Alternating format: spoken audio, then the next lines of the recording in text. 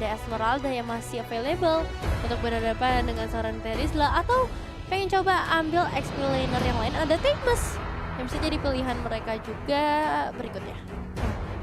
Timus masih cukup bisa catch up untuk bisa digunakan, tapi benar saja Timus menjadi pilihan dan Popol and Nevin. Popol and Nevin gak tuh? Bukan Nevin and Kupa. Kalau Popol and Nevin aku jadi Kupa. Iya. Nevin dan Kupa ya yang menjadi pilihan Enigma Galaxy. Untuk ini berarti mereka mau main objektif si Nevin. Dengan adanya Popol dan Kupa di game yang kedua kali ini. Tapi head to head dengan Beatrix ya, meskipun emang bisa ngasih efek stun karena serangan Beatrix, cuman range dari Beatrix sendiri bisa dibilang cukup jauh. Jadi bisa terus menerus ngasih pressure karena seorang Kupanya tarik-tarik terus. Tapi kita bakal lihat aja nanti eksekusi dari kedua tim bakalan seperti apa. Ya dimana Enigma Galaxy udah mulai kembali ke jalurnya, atau bisa dibilang kembali lagi menggunakan marksman di area god lane. Dan Kufra yang jadi pilihan berikutnya masih sama. Yes, Kufra ini patron pick MBR Delphine masih sama dengan game yang pertama. Berbeda dengan Enigma Galaxy tentunya yang sudah coba untuk nge-secure hero yang memang bisa menjadi kunci kemenangan mereka di game yang kedua. Masuk ke fase pick selanjutnya MBR Delphine. Kita akan melihat masih belum ada roamer.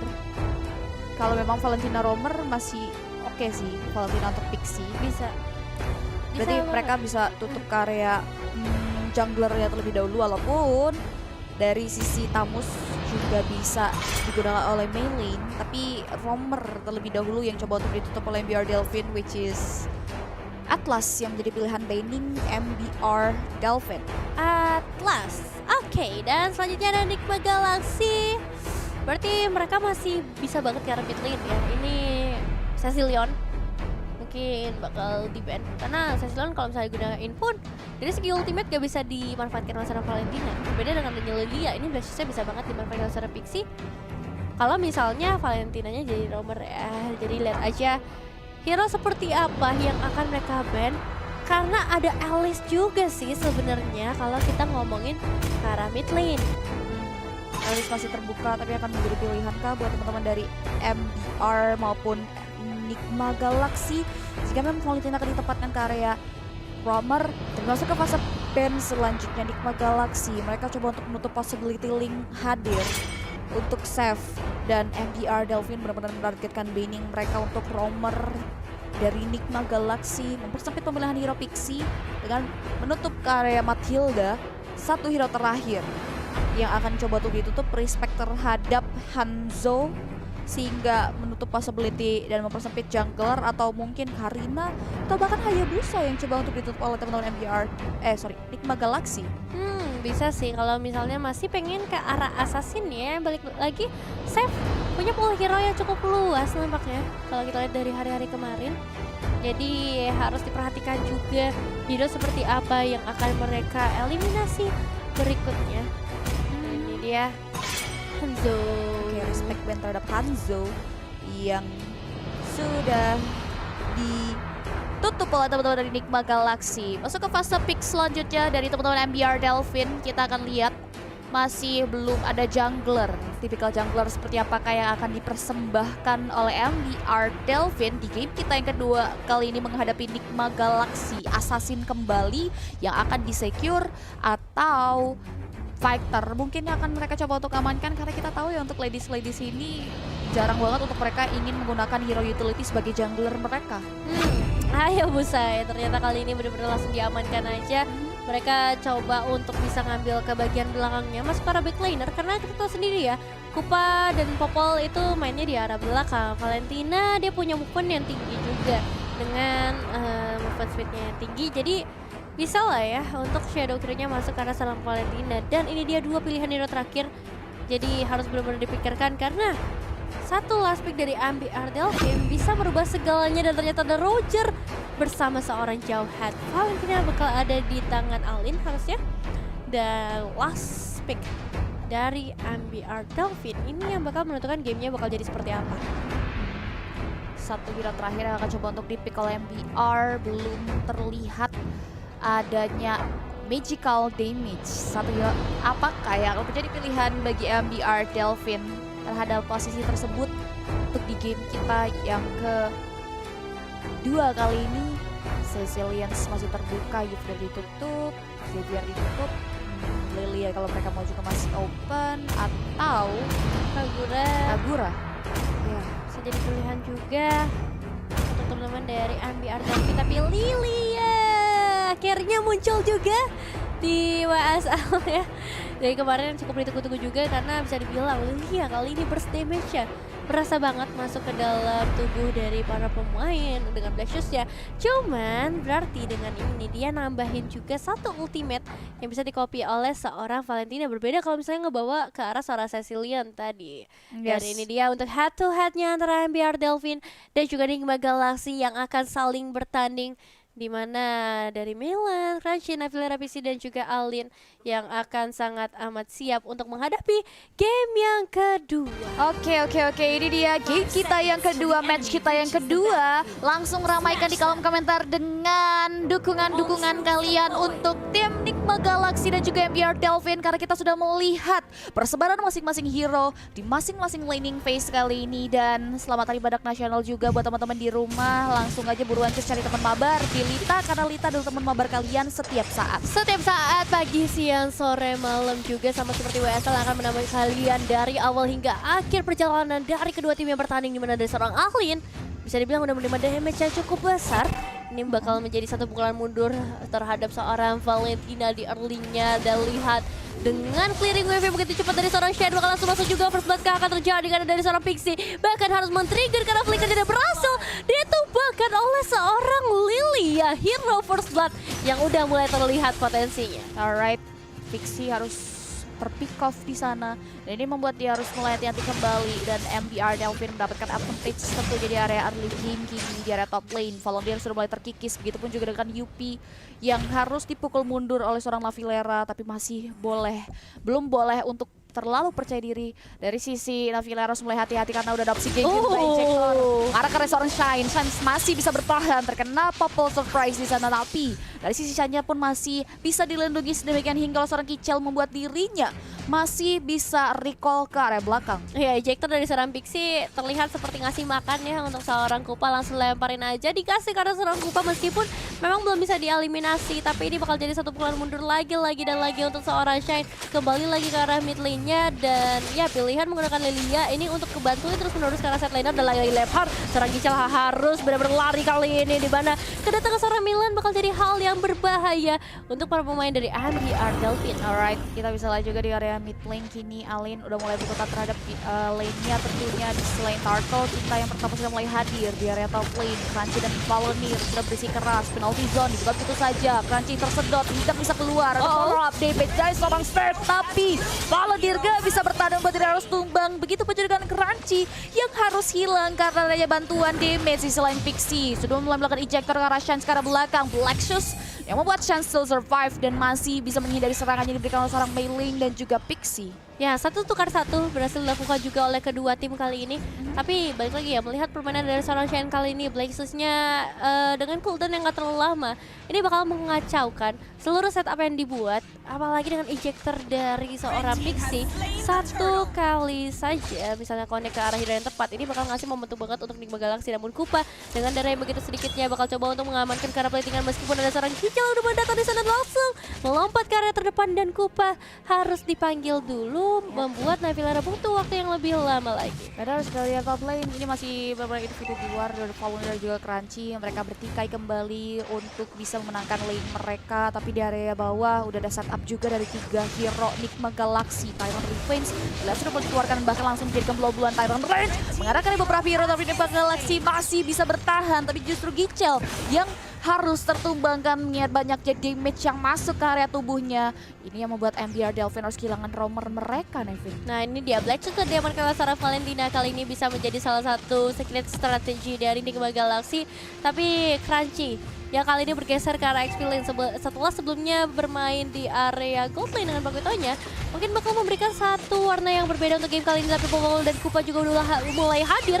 Shine ngebuka Black Chest-nya masih ke arah turretnya, menjadi cukup bahaya juga ketika kedatangan dari Aldin bersama seorang Pixie udah mulai berkumpul ramai-ramai untuk mencari eliminasi berikutnya, tapi MBR Delfin hanya ngasih pancingan sedikit demi sedikit saja. Masih bisa survive satu sama lain, tapi kini Jacker lagi-lagi mengarahkan serve. Coba untuk follow lebih jauh lagi, kita bisa lihat juga di mana Iron Range yang dikeluarkan yang membuat dari sisi Pixie nggak bisa bertahan, disusul dengan SF yang nggak bisa berbuat apa-apa. Dua hero Nigma Galaxy hilang. Navilera berusaha keras untuk menjaga objektif targetnya, tapi terlalu sakit damage yang diberikan dari beberapa hero MBR Delfin yang membuat MBR Delfin berhasil melakukan plating terhadap Gold Shield yang terbalut. Save balik lagi ke area depan. Rainer sampai itu udah dibuka begitu saja di area top mid lane-nya pun terjadi kekosongan. Alin yang coba untuk play bertahan pun nggak bisa menahan gempuran yang diberikan dari 3 hero, walaupun Gical harus tumbang, tapi pembayaran cukup mahal tentunya, too expensive buat Nigma Galaxy karena ini satu objektif targetnya masih terbalut Gold Shield diamankan oleh teman-teman dari MBR Delfin. Iya, dikepung oleh 3 pemain, bahkan 4 pemain tadi kita lihat di area bawah menjadi satu hal yang sulit tentunya untuk teman-teman dari Nigma Galaxy, tapi kembali lagi ke dalam lane of down karena dari seorang Lily ya udah mengamankan ke area turtle-nya.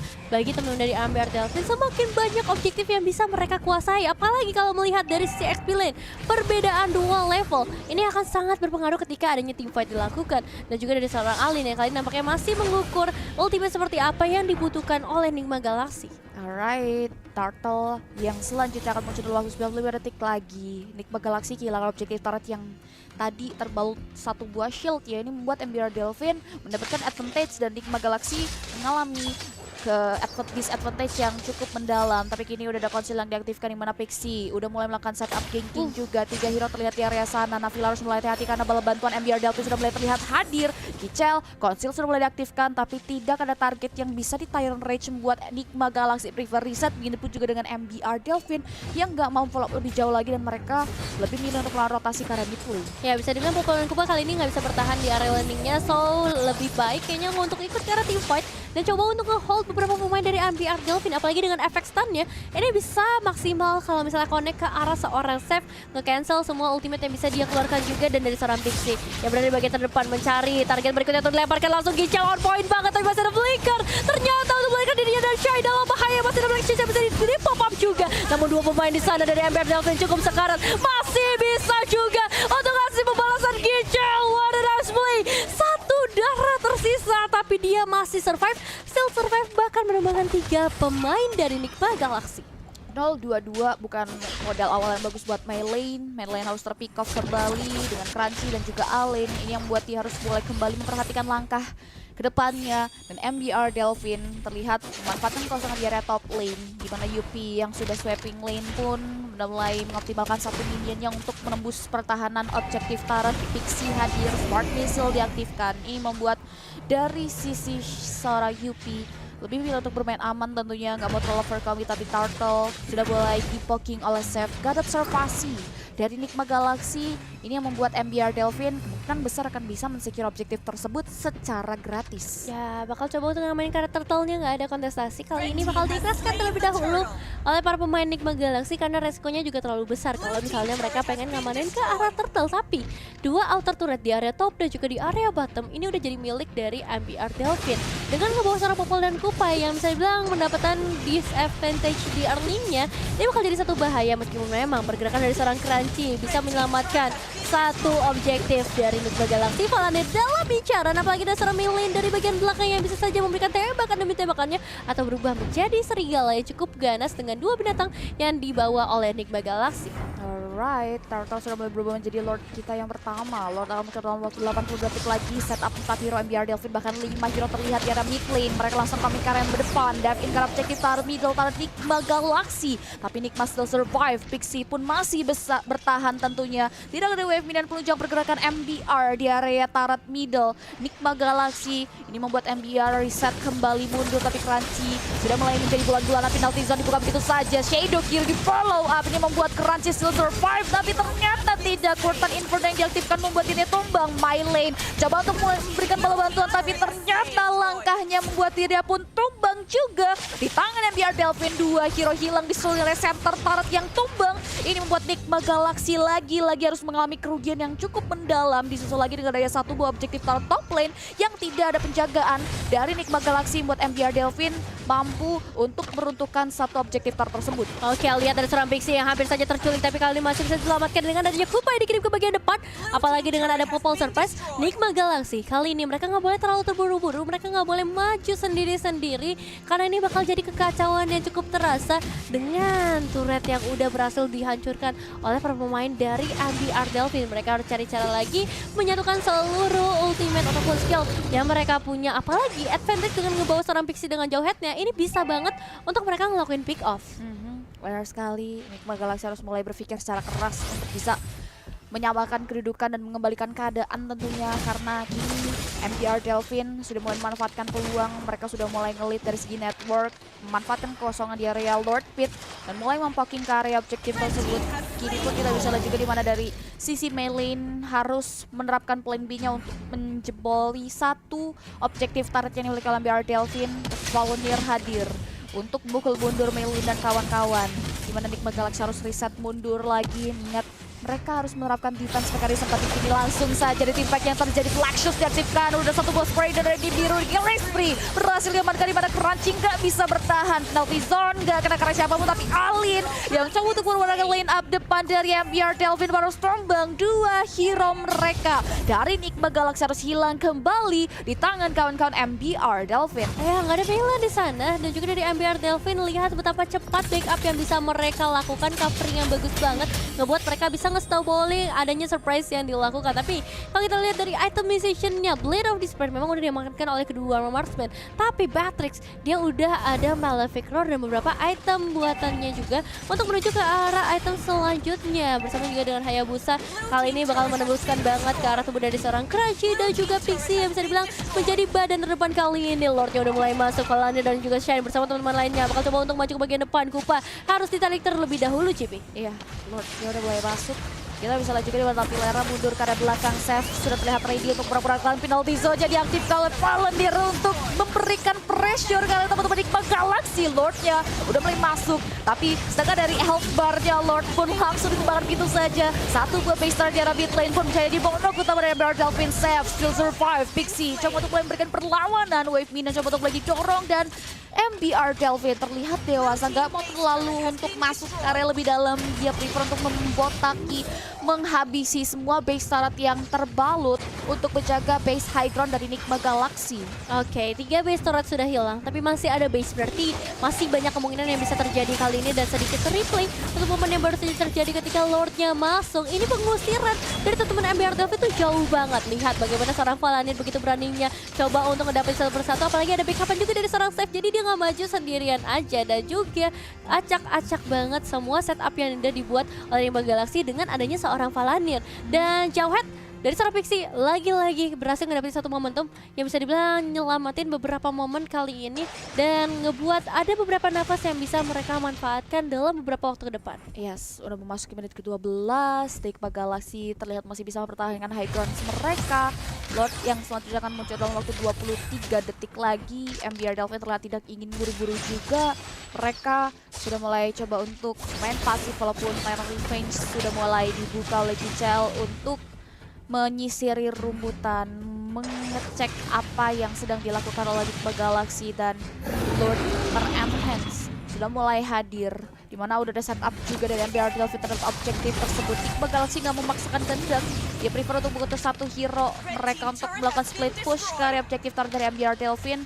Dan mereka juga akan prefer untuk mengamankan satu objektif kah. Satu buah ejector sudah mulai dibuka mengarah ke seorang Gichel. Backupan, setup counter sudah mulai diterapkan oleh teman MBR Delvin. Navilera, Pixie, Crunchy alias lari kalian kabut untuk menghindari serangan yang diberikan. Kurtan Inferno diaktifkan, ejector penyelamatan ternyata tidak bisa menyelamatkan nyawa dari seorang Crunchy. Bahkan justru Pixie yang harus tumbang. Alin lari terbirit-birit untuk menghindari serangan yang diberikan. Misalkan 2 hero saja kini untuk kawan-kawan Nigma Galaxy. Ya, jadi mimpi buruk tentunya tentunya dari seorang Palanir yang kali ini bakal coba untuk bermain-main terlebih dahulu di area top lane. Tapi Nigma Galaxy, Divine Clef udah di tangan dari seorang Alin, mencoba untuk ngasih damage yang besar karena para pemain dari MBR Delfin dengan 2 pemain yang tersisa. 6 detik lagi waktu yang mereka butuhkan untuk menahan supaya teman-teman bisa kembali. Tapi Lordnya sudah mulai masuk ke dalam base-nya. 5 pemain langsung berturut-turut dengan meta penggarisnya akan coba untuk masuk ke arah base-nya, tapi ternyata masih ada pertahanan yang dibuat oleh seorang Pixie dan juga Navilena, tapi ternyata gak bakal cukup untuk menyamakan kedudukan di game yang kedua. MBR Delfin mendapatkan poin kemenangan 2-0 untuk MBR Delfin. What a play game MBR di game kita yang kedua. Kali ini mereka berhasil untuk mempertahankan apa yang mereka pegang tentunya di game yang kedua. Dan nice try untuk Nigma Galaxy tentunya untuk di match kita yang kedua, karena mereka udah berusaha semaksimal mungkin untuk bisa catch up dengan lawannya. Tapi memang MBR Delfin gak ingin memberikan celah sedemikian hingga untuk tim lawan, yang membuat mereka berhasil kembali memenangkan pertandingan di game yang kedua kali ini. Masih kuat banget kali ini, akhirnya MBR masih bisa bangkit ya dengan kekalahan 2-0 dari kemarin. Kali ini mereka membalaskannya, sedangkan dari Nigma Galaxy harus berusaha lebih keras lagi tentunya dengan lose streak yang bisa dibilang di 2 match berturut-turut. Masih ada kesempatan di hari-hari esok, tapi kalau ngomongin dari game yang baru saja terjadi ya, MBR dengan ngebawa Terizla lagi untuk seorang Palanir bisa dibilang lebih impactful untuk game kali ini, lebih terasa presence dari Palanirnya dan juga backupan dengan adanya Hayabusa yaitu dari seorang Seth. Wah, itu udah repot banget untuk dihindarkan oleh para pemain, apalagi Popol Kupa di bagian awal itu nggak dikasih main sama sekali. Iya sih, kita bisa lihat di mana setup teman-teman dari tim MBR itu fokus terhadap mid lane dan juga bawah mereka ya. Mereka benar-benar membiarkan Volunteer, karena kita tahu Volunteer adalah EXP lane yang independen. Begitupun juga dengan tim dari Nigma Galaxy yang membiarkan EXP lane-nya independen dan fokus ke arah satu objektif, yaitu God lane, karena kita tahu God lane mereka adalah ujung tombak juga bisa dibilang. Dan di sisi lain setup dari sisi Gichel dan juga mid lane mereka Shine terhadap seorang Beatrix tadi benar-benar baik banget dari teman-teman MBR Delfin, itu yang membuat dia juga bisa catch up lebih jauh lagi. Dan ketika udah dapetin beberapa objektif, Volunteer juga udah melebur menjadi satu kesatuan di sisi tim fight, itu yang membuat tim dari MBR Delfin tuh jauh lebih powerful lagi, full power lagi. Dan itu membuat juga Nigma Galaxy agak sedikit kalang kabut untuk bisa membaca celah dan bahkan meng-counter setup dari sisi tim fight